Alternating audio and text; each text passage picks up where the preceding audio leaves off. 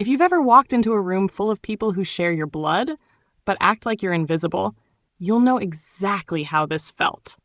I'm Harper Lane, 32, and this morning I pulled into my family's Napa Valley estate in a 10-year-old Honda Civic, while my cousins parked Bentleys, Teslas, and a limited edition Porsche. This wasn't just another family reunion. It was the Lane Annual Summit, and I had a front row seat to the wealth parade. I stepped out of the car, my navy blazer still bearing creases from the drive up from San Jose. No valet came rushing to help me. No air kisses. Just sidelong glances from people wearing watches that probably cost more than my monthly rent. It didn't matter that I was Josephine Lane's granddaughter. In their eyes, I didn't look like legacy. I didn't sound like empire. I wasn't draped in diamonds or cashmere. I was just the quiet cousin, the one with a tragic past and a used car. They didn't know what was in the briefcase I carried. They didn't know what I had built. Not yet. As I walked toward the main house, 3 stories of white stone, glass, and perfectly trimmed hedges, I could already hear laughter echoing off the walls, champagne glasses clinking. My Aunt Marilyn was probably bragging about her new Aspen chalet. Tyler? Likely bragging about his latest crypto fund. No one was waiting for me. But that's fine. Because the moment I stepped onto those limestone steps, I made myself a silent promise. This time, they won't just see me. They'll remember me. They built an empire from dust. But my great-grandmother? She built something far more powerful. Perspective. Most people remember the Lane family for their glass towers in San Francisco and sprawling resorts along the Pacific coast. But the real legacy? That started in 1934 with a woman everyone underestimated. Josephine Lane, my great-grandmother, wasn't supposed to be a titan of real estate. Not back then. Not as a woman. Not during the Great Depression. But she took her father's modest vineyard inheritance and turned it into the foundation of a dynasty. While her brothers chased stock tips and flashy headlines, she bought land. Quietly. Strategically. Always asking one question. Will this still matter in 30 years? By the time the war ended, she owned half the valley. But she didn't throw lavish parties. She didn't wear jewels. She wore simple clothes, took handwritten notes, and made deals over cups of black coffee. No lawyers, no noise. And what she taught, especially to those willing to listen, was that real wealth wasn't in what you flaunt. It's what gives you options. Freedom. The power to say no when everyone else is desperate to say yes. That's the mindset she passed to my father and later, to me. The others in my family, they inherited the land. I inherited the philosophy, and that philosophy is about to save everything. In a family obsessed with image, I was raised to care about impact. While my cousins grew up attending etiquette schools and yacht parties, I was learning how to repair a broken faucet and balance a checkbook. My dad, Alan Lane, wasn't a flashy man. He was a civil engineer who believed in structures that lasted, not just physically, but morally. He designed homes for real people, not headlines. Every blueprint he touched carried the idea that a house should feel like home, not just look like one in a magazine. My mom, Claire, was a public school teacher, the kind who stayed late to help the kids whose parents never came to pick them up. She taught first grade for 25 years, and she believed in 2 things: kindness and accountability. They weren't rich by family standards, but they were wealthy in every way that counted. They raised me in a modest craftsman-style home outside of Santa Rosa. No gates, no staff. Just garden soil under our fingernails, secondhand furniture, and love you could feel in every corner. Every dinner was home-cooked, every birthday handmade, every lesson real. While my cousins learned to talk business at the country club, I learned to listen to people who had nothing and still gave everything.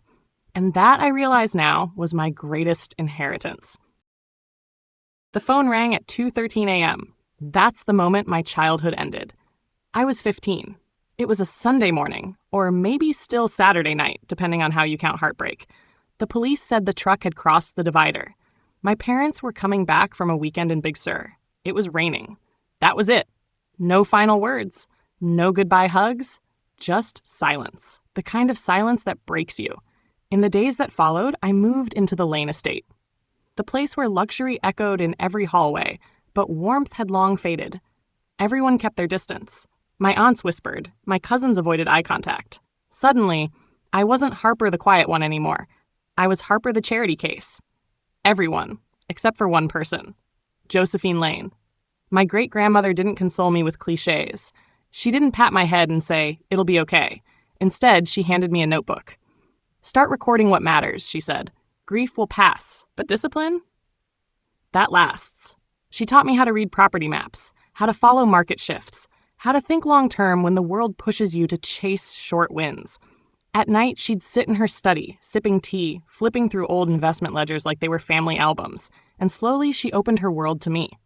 The world of quiet power, of patience, of purpose. That's how I survived. That's how I began. They flashed privilege. I learned to build power, one quiet decision at a time. At 16, my cousin Tyler got a brand new Tesla for his birthday. Savannah flew to Italy for a summer experience. And Blake? He once bragged about buying a watch worth more than my college tuition. Meanwhile, I drove the same faded red Ford Focus my parents left behind. No Bluetooth, no backup camera, just 4 wheels and a worn-out cassette player that played one Alanis Morissette tape on repeat. I didn't complain. That car was freedom. I worked weekends at a bookstore and weeknights at a local diner. My classmates spent spring breaks in Cabo.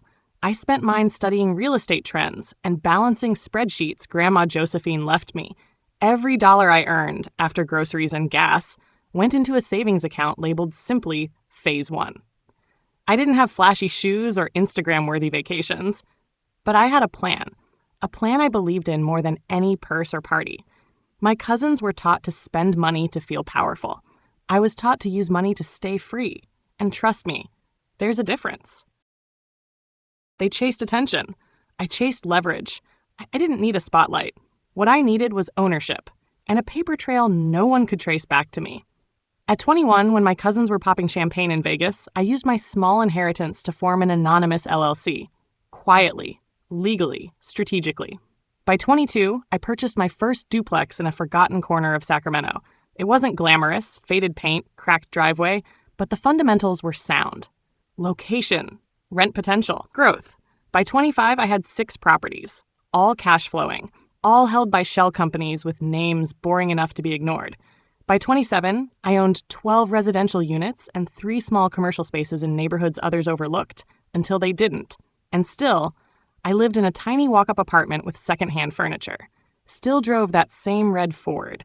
Still sat quietly at family dinners, letting them believe I was average. What they didn't know, I'd spent a decade becoming the woman who owned what they rented. I wasn't in the game to impress. I was in it to win.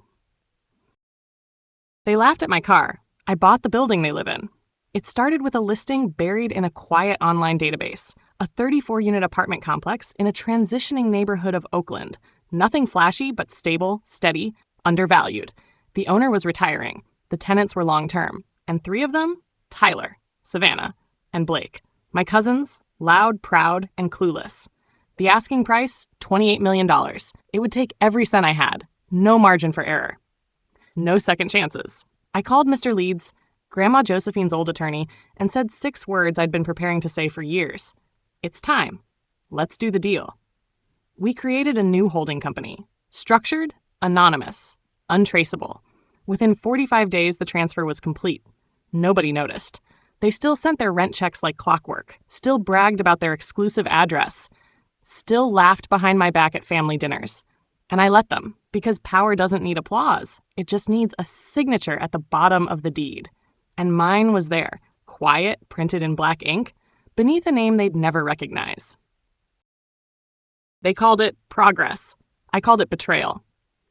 The Lane estate had stood for nearly a century, 5 acres of history, carved into the hills of Napa like a quiet monument to everything Grandma Josephine believed in, legacy, values, and the long game. But to Uncle Greg, the newly self-declared family patriarch, it was just underutilized capital. He called a private meeting. Only the major stakeholders were invited. I wasn't one of them, of course. I never was. Luckily, Rachel, my one ally, texted me the moment she left that room. He's planning to sell the estate. Condo deal. High end. Already has buyers lined up. I read the message 3 times. My fingers went cold. This wasn't just about a house. It was about erasing everything Josephine Lane had built. Not just the brick and wood, but the values woven into every inch of the land. I stared out my tiny apartment window that night, city lights flickering like static. I thought of the rose garden, the ledger room, the sunroom where she taught me about compound interest using cookie jars. Now they wanted to tear it down for rooftop pools and glass towers? Not on my watch. I didn't care how many votes Greg had. I didn't care how many investors were lined up. I was done being quiet. It was time to fight fire with property deeds. In a family where silence was currency, she was the only one who spoke truth. I found Rachel leaning against the doorframe of my old bedroom, her arms crossed, eyes soft but wary. "He's not just floating the idea, Harper," she said quietly. "He's serious. He's calling for a vote Monday. And from what I heard, he's got the numbers." Rachel, my cousin, a pediatrician in San Francisco. The only person in the Lane family who ever saw me, not the outsider, not the orphan, but the woman I'd become. She always listened without judgment, always made space without asking. And now she was doing something riskier, taking my side. I sat on the edge of the bed, the same one I cried into the night after my parents died. "He wants to demolish everything, Rachel," I said, my voice low. "The rose garden, the sunroom, the legacy." She nodded. "I know, and you're the only one who can stop him." For a moment, it felt like we were little girls again, hiding under the dining table during one of Grandma's galas, whispering secrets into the dark. Except this time, it wasn't a secret. It was war. "I'll back you," she said. "But just know, he's already lined up developers. He's got glossy renderings. He's playing to their greed." I took a breath, slow and deep. Then it's time I show them something they never saw coming. The knives weren't on the table. They were in the conversation. Dinner was served on crystal plates beneath a chandelier worth more than my first 3 properties combined. Uncle Greg sat at the head of the table, Grandma Josephine's seat, now filled by ego and entitlement. His wife, Vanessa, smiled like a diplomat but watched me like a threat. Tyler went on about his limited edition Maserati. Savannah casually mentioned her Pilates retreat in Switzerland. Blake laughed over a $30,000 mistake he made in crypto. "Barely felt it," he shrugged. And then the conversation turned to me.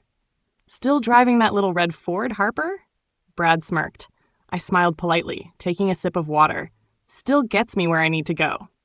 Aunt Marilyn chimed in, her voice syrupy sweet. "You know, darling, if you just let Greg guide you a bit, I'm sure your financial situation could be much improved." Every word was dipped in condescension. But I didn't flinch. I didn't fire back, didn't mention the portfolio, didn't mention the deeds. Because real power doesn't need defense. It waits, it watches, and when the moment comes, it strikes. Tonight was theirs. Tomorrow, that would be mine. Some battles are fought in courtrooms. Others begin in rose gardens with a whisper and a vow.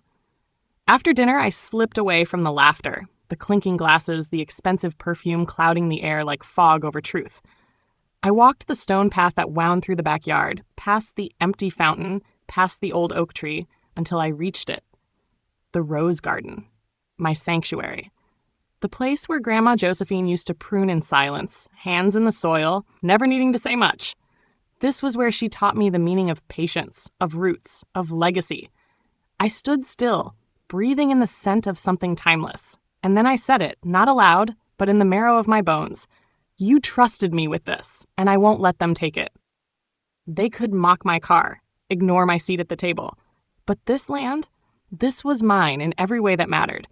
If I had to reveal every LLC, if I had to show every title deed, every line of profit and proof, I would. Because this wasn't just business, it was personal. It was war. And I was done hiding.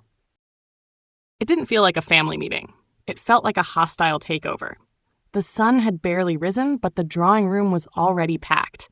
The same room where Grandma Josephine once hosted Sunday brunches and quiet planning sessions now looked sterilized.